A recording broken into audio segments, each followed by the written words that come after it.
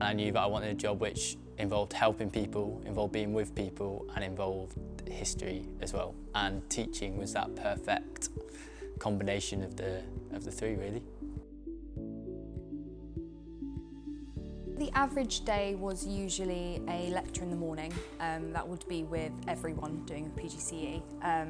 And we would look at things, like literacy strategies or pedagogy or, those kind of things in the morning. And then we'd have lunch, which was really nice.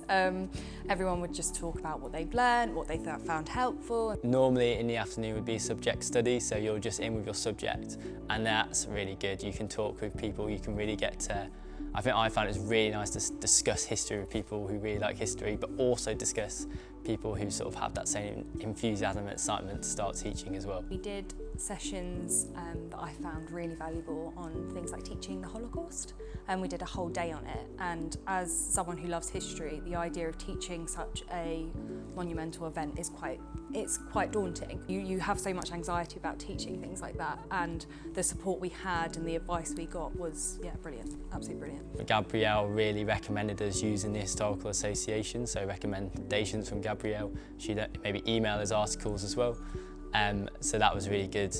And then also there's the Curriculum Centre as well, with information and books and sort of ideas you can think about using within lessons as well. Gabrielle absolutely adores history and she loves teaching it. So you feed off of that, which is really nice, and her excitement, she's written songs and stuff like that, and she showed us those resources, and just that love and passion really does work on us and really ignites our own. We were here for about, I think it was 3 weeks of intensive university kind of training on what you will experience in this placement, and then we went to 3 days in placement, 2 days at the end of the week. All the staff at the schools are really supportive. They know what you're going through, they've been there.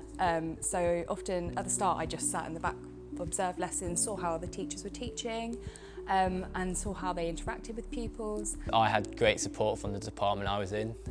I had my mentor, but it felt like the whole department were mentoring me in some ways. The feeling when you're first in front of those children is terrifying and quite intimidating. They don't know you, they don't trust you yet. But seeing the difference in them from the start to the end of a placement, you can really see the impacts you've had. At first is a challenge, but once you get used to the work and once you get used to lesson planning and getting observations and things like that, once you get into it, then that challenge becomes sort of less and less. Often when you're teaching, you're constantly thinking about their learning, but remember you're learning too, and it's okay to make mistakes. You'll learn from them. You're not going to be perfect from the start, but you can do it. When you just get those little wins. I remember going for an interview at my first placement school, and one of the kids, I hadn't been there for a few weeks, one of the kids ran across the courtyard to come say hello, and that was really nice to know that you'd had that lasting impact even in such a short space of time. When they get into the conversations and they get asking questions and they're really interested in the discussion, that's probably one of my favourite things, and really getting them loving history as well. Job came up at my first placement, so I'm going back there in about 2 weeks' time now.